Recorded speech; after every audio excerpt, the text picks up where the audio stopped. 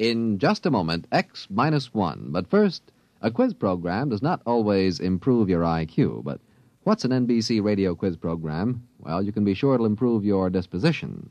Yes, NBC offers listeners a laugh lesson every Wednesday night with 2 fun-filled question-and-answer shows.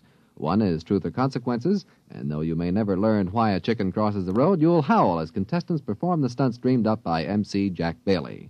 The other is You Bet Your Life, and with a quizmaster like Groucho Marx, your good time is always guaranteed. Hear Truth or Consequences and You Bet Your Life with Groucho Marx tomorrow. Now stay tuned for X minus 1 on NBC. Countdown for blast off. X minus 5, 4, 3, 2, X minus 1, fire.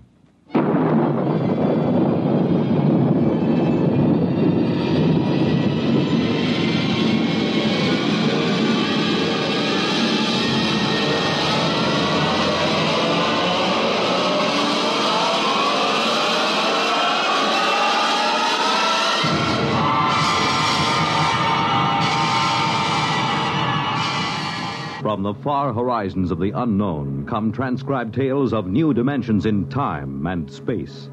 These are stories of the future, adventures in which you'll live in a million, could be years on 1,000 maybe worlds. The National Broadcasting Company, in cooperation with Galaxy Science Fiction Magazine, presents X minus 1.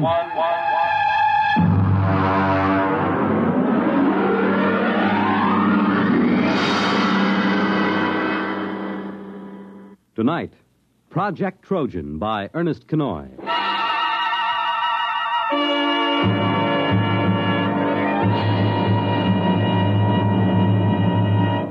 Most of the greatest contributions and biggest messes in history have been made by 2 kinds of brains, the devious and the literal. We quote from the monthly column written for Galaxy by its editor, H.L. Gold.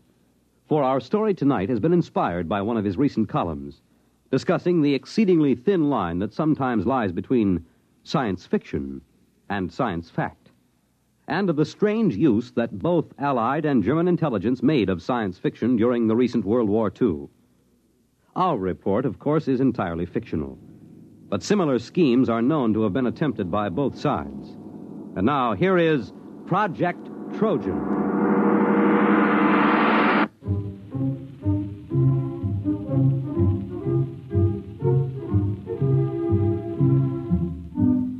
The idea of Project Trojan was originally conceived in February of 1943. The Intelligence Plans Commission, an adjunct to Joint Army and Naval Intelligence, was under the command of Colonel Sir Harold Bostwick. The first antecedent of Project Trojan occurred on an afternoon in February. Corporal Arthur Muggeridge was serving tea to Lieutenant Maurice Withering and Captain Amos Mackenzie. Here you are, sir. That's real butter on the bread. I won 5 pounds of it from one of those Yank mess sergeants over at the Crown and Lance. Oh, butter, eh? Aye, sir. Mackenzie. Well, confounded man, you might show some interest. Here Muggeridge tangles with the 8th Air Force to improve your tea, and you sit there reading. And what the devil is so engrossing? No, never mind. If it's me you're worrying about, you needn't, sir. I was cleared for most confidential and top secret before I set foot in the pantry. What is it, Mackenzie? Well, I was reading about a fascinating notion. It's a machine, you see, dreadfully ingenious. It's a method of setting up a reverse polarization field about a given metallic surface, say the plates on a submarine or a tank. Makes them 5 times as strong. A little more cream, Muggeridge. It's powdered milk, sir. Hush, leave me to my illusions. But, Mackenzie, how can you be so calm? Don't you realize what this means? Tanks 5 times as strong? Is it in production? I mean, when do the first models go into combat? It's certainly been a well-kept secret. I wouldn't say that. There's about 50,000 people who know all about it here in England. And, of course, a great many more in America. Oh, that's impossible. But I doubt if it will ever be used in combat. But you're stark raving crackers. A secret like... Where did you find this? Now, let me see that. There you are. Incredible science fiction. It's an American magazine. You mean this is a story, one of those Jules Verne things? You've been pulling my leg. Aye? Well, I mean, after all... Well, Captain Mackenzie, I hardly think that... Well... Now, don't get stuffy, man. After all, to chaff me before the ranks. I don't mind, sir. But it did have you going, didn't it? Well, it sounded plausible. I don't know a confounded thing about electrical fields. Even if you did, it might take you in, huh? You see, the trick these science fiction lads do is to take something that's solid as a rock and then to push it just a wee bit forward till you simply can't tell where the science ends and the fiction begins. Still, I wish you'd exercise your ingenuity in deceiving Jerry rather than me. Good Lord.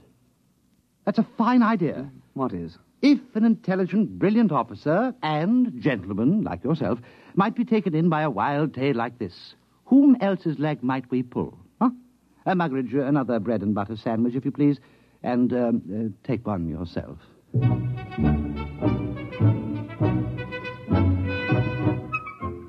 Lieutenant Withering and Captain Mackenzie worked out preliminary plans for Project Trojan and presented them at an appropriate time to Colonel Sir Harold Bostwick. Well, sit down, Withering, Mackenzie. Oh, thank you, sir. We had breakfast. I understand Corporal Muggeridge has been playing darts with the Yanks again. There are fresh eggs for breakfast. We've had breakfast, sir. Oh, well, then. We have a plan, sir. Oh, capital. You remember, sir, our intelligence reports indicated a concentration of German research scientists working near Hanau. Certainly, I recall they've got the whole lot of them inside a mountain. We tried bombing. I doubt if they even noticed. They're supplying the basic research for the German guided missile program. Yes, we know that. The reaction motor for the V1s came out of the Hanau lab. Oh, Muggeridge... Oh, you see, sir, if a considerable number of those research scientists were diverted to another project, the rocket program would be crippled. Yes, well, of course it would. What are you going to do? Advertise in the Times and offer them high wages? Aye, sir. Oh, Muggeridge, this coffee. No, sir. Next time you go to the Crown and Lance, keep coffee in mind, will you? Aye, sir. Only the Yanks are getting fair dives at darts. It was touch and go with the Yanks. Oh, we can only expect you to do your best. I'll try, sir. Well, now, come to the point, gentlemen. Suppose the Germans got hold of one of our top new development weapons. Something so completely overwhelming that they'd have to pull almost every man off rockets to work on it. Now, look here, Mackenzie. Those Jerry scientists are not exactly playing about with small boys' chemistry sets. They're a cut above our own chaps in several fields. What makes you think you could plant something on them? Science fiction, sir. I beg your pardon? You see this magazine? Yes, incredible science fiction. What's that chasing that girl there? That's a Martian, sir. You can tell by his tentacles. Mackenzie, are you stringing this along preliminary to applying for compassionate leave on the grounds that you're overworked? No, sir. It's a good plan. We invent a weapon that might exist but doesn't. And we leave it lying about where the Germans can snaffle it. And then they take most of the scientist fellows off the rocket program to work on our weapon. And that's the most preposterous nonsense I've ever heard. But, sir... I don't want to hear anything more about it. Yes, sir. I suppose she was right. Who was right? This Wren. I met her going up to London. Rather proper little type till you got to know her. But then she's rather a firebrand. Captain Mackenzie, please spare us the sordid details of your off-duty peculations. Sorry, sir. You see, she's the secretary to Admiral Sir Alan Grummins. They're talking of dropping this unit. They feel that other intelligence groups are quite competent to handle the routine, unimaginative work that we've been doing. Oh, I see. Of course, they'd reassign personnel. Would you say this science fiction scheme of yours was imaginative? Oh, it's practically visionary. Well, suppose you do some preliminary work. Thank you, sir. Routine, eh? Unimaginative, eh? Bah!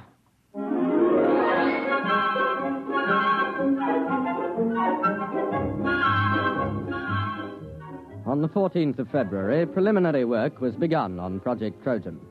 At first, Lieutenant Withering and Captain Mackenzie worked alone, researching the source material of the project. Slamming the firing keys, brick blasted down on the Krull warship. Bright beams of crisp destruction lanced out from the giant dreadnought and licked along the plates of Brick's one-man scout. Nothing in that one. What have you got? It's a story about two robots who fall in love. What's the name of that Johnny who came closest? Herman. Jad Herman. He got half a dozen ideas that are close. Where do you suppose he is? Somewhere in the States, I suppose. That's no use, then. Why? Look, man, perhaps we can put a query through Central Chafe Intelligence. The Yanks ought to be able to dig up this Herman chap for us. No. It's worth a try.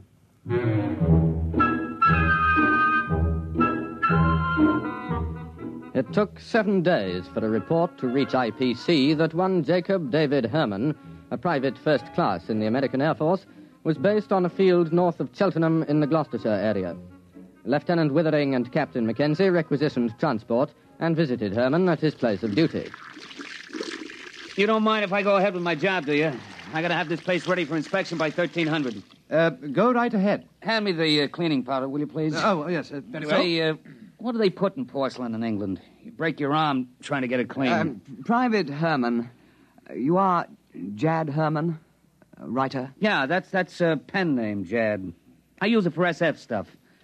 I used to write for the Confessions under the name of Cynthia Herman. I remember one article. I was saved by the YWCA from a life of shame. We're interested in your science fiction articles at the moment. Oh, yeah? Well, I know we had some sci-fi fans in England. Oh, we're not exactly sci-fi fans. We're from... anybody else here? Well, look for yourself. There's no hiding place down here. Well, we are from Intelligence Plans Commission. Uh-huh. We need your assistance, Mr. Herman. No kidding. Yes, we have a project that calls for your particular talents. You got a latrine needs cleaning? We're quite serious, Mr. Herman. Will you kindly pack your things and be ready to come with us within 1 hour? Oh, I'm sorry, gentlemen. I couldn't possibly leave until after inspection. I've got too much of myself invested in this latrine. But after that, I'm at your service.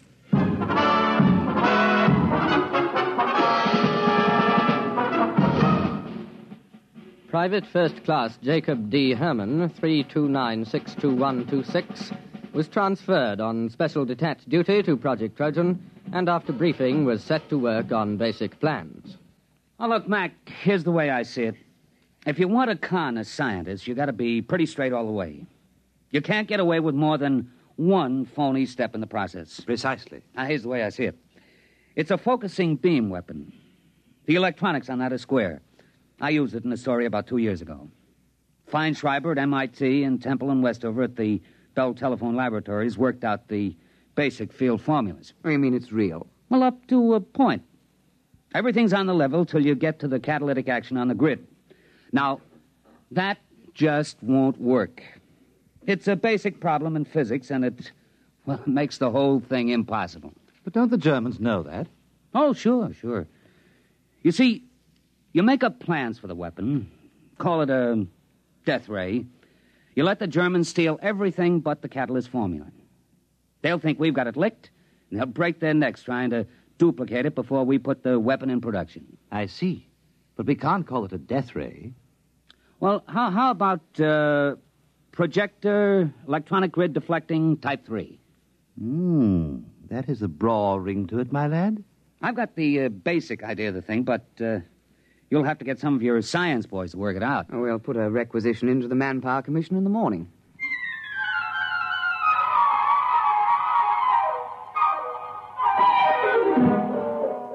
Doctors Montague, Felder, Harrison, Seisenby, and Pilsudski were assigned to Project Trojan, and under the direction of Private First Class Jacobs, complete specifications and plans for projector electronic grid deflecting Type 3 were drawn up.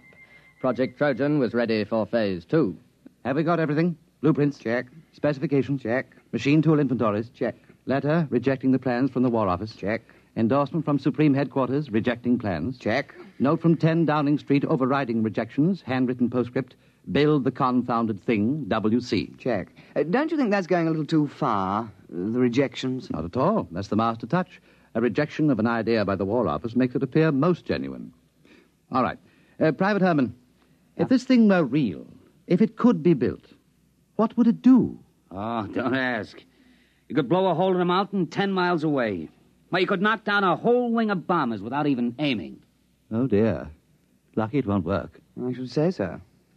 Oh, well, now to get this lovely thing into Jerry's hands.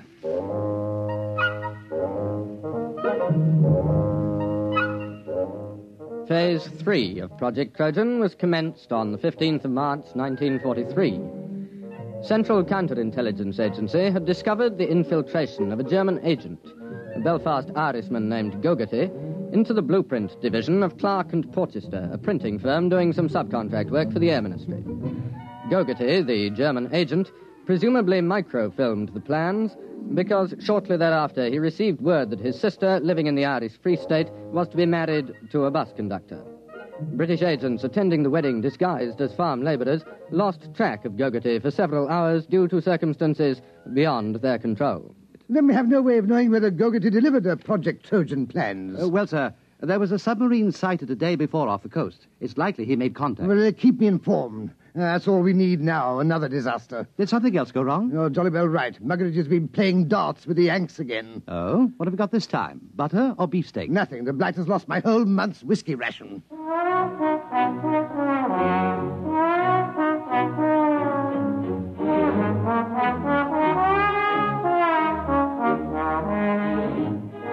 Now the cover operation supporting Project Trojan was undertaken. A battalion of the Royal Engineers was detailed to practice at secret installations with wooden mock-ups of the projector. A lance corporal in this detachment, a volunteer afterwards awarded the George Medal, was court-martialed and sentenced to 7 years hard labour for revealing information about the project while drunk on a 3-day leave to Tynecastle. This particular aspect of Project Trojan has been in the news recently, inasmuch as several backbench Labour members of Parliament have asked questions in the House, as it came out that the corporal served the full 7 years and wasn't released until 1951. The Home Secretary explained that this was an unfortunate oversight, and there were jeers from the opposition, with Mr. Honorin Bevan taking the occasion to call for the resignation of the government. At the time, March and April 1943, the Intelligence Plans Commission awaited reports from British operatives. Sir, there's been a shift in assignment at the research laboratories at Hanau. Professor Schlickmann and Doctors Hirsch, Van Sulau, and Grishman have been transferred from rocket research to another project. Trojan? We must assume so. But that's only 4 men. But they're the top experts in electronics, chemistry, and metallurgy. If they're really working on Trojan, we've set the German rocket program back a year, while their scientists go yelping off after a red herring. Well, let's hope so. Bring me any further reports as soon as received.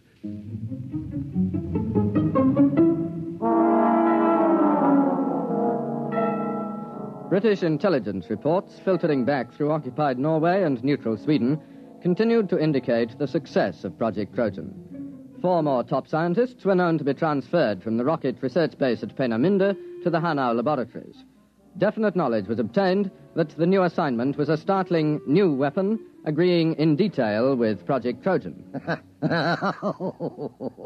What a sally, Mackenzie. What a stunt. Yes, sir. We shall have to have a little party to celebrate. We'll have that Herman chap in for a drink. I've been sending Muggeridge off to play darts with some of the Free French over at Germain Manor. He ought to be back soon with the champagne.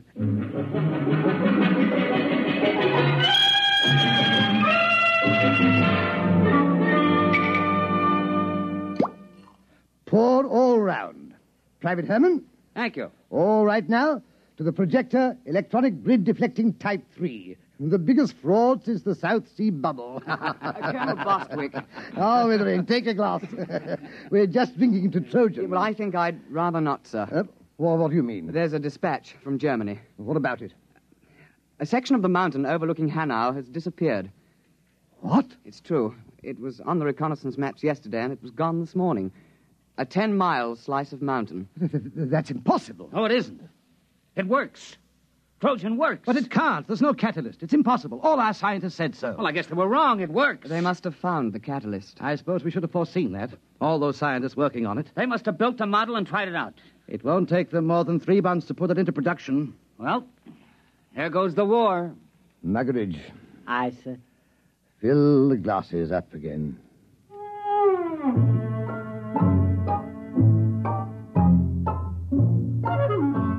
Intelligence Plans Commission now waited for additional dispatches concerning the reaction to Project Trojan in Germany.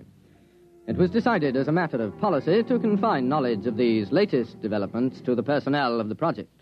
Anything new, Mackenzie? No, sir, except that aerial reconnaissance confirms the damage to the mountain at Hanau. It's not quite as extensive as the first dispatch, but it is a bit of a hole. Oh, what do they think caused it? The Air Ministry seems to feel that an ammunition dump must have blown up. Couldn't that be it? I'm afraid not, sir. We have an intelligence report about several captured British and American tanks being brought to Hanau for testing. They were spotted the next day, completely destroyed. Trojan? Trojan. There's been an alert at factories producing parts for V1 and V2 rockets to prepare for retooling. They're going to make the projector? It would seem so, sir. Well, I suppose I'd better go up to London tomorrow and make a clean breast of it. I'm afraid so, sir. Well, that's the end. Seems rather unsporting, doesn't it? Just handing the war over to them. I hate to think what the War Office will say. Not to mention the Prime Minister.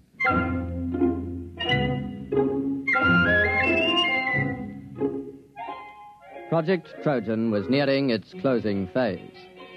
At precisely 0600 the next morning, Colonel Sir Harold Bostwick ordered his staff car and, taking a thermos of tea, proceeded to leave his office. Just before the staff car got underway, Lieutenant Withering appeared with another dispatch, accompanied by Captain Mackenzie and Private Herman. Colonel Bostwick, sir. Wait. So what is it, Withering? Another dispatch. No, don't, please. It's bad enough. There's been another disaster at Hanau. They knocked another mountain with our little present to them? No, sir. They've knocked themselves out. What? The laboratory under the mountain. It's exploded. It has? Went up like a Roman candle. We've got pictures. There was a flight of mosquito bombers over at the time. What happened? The projector. It backfired. How do you know? It had to. That's why the catalyst is impossible. You see, the metal fatigue on the grid is a function of... Never mind. Are you sure? Yes, sir. We have a reliable agent's report. The Germans are completely confused. They were operating the projector under a top-secret designation. Nobody knew any of the details except the dozen scientists working on it. And they were inside the laboratory when it blew. Our man was in the rescue squad. There isn't a thing left, sir. Plans, models, or scientists. Sir, do you realize that Project Trojan was a success? We've diverted a dozen top scientists from the rocket program permanently. Well, do you think we'll be decorated? Lieutenant Withering, inasmuch as we came particularly close to handing the whole war to the Germans on a silver platter, I suggest we forget Project Trojan. Oh, yes. Yes, I see, of course. You're very canny, sir. I think we had all better return to precisely what we were doing before the whole nasty mess started.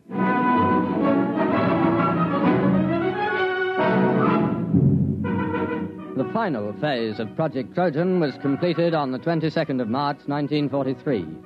The file, through some inadvertent error, was lost before the Intelligence Plans Commission had a chance to report to the War Office. All personnel returned to their previous assignment. All right. No splashing on the floor. I gotta get this latrine ready for inspection by 1300.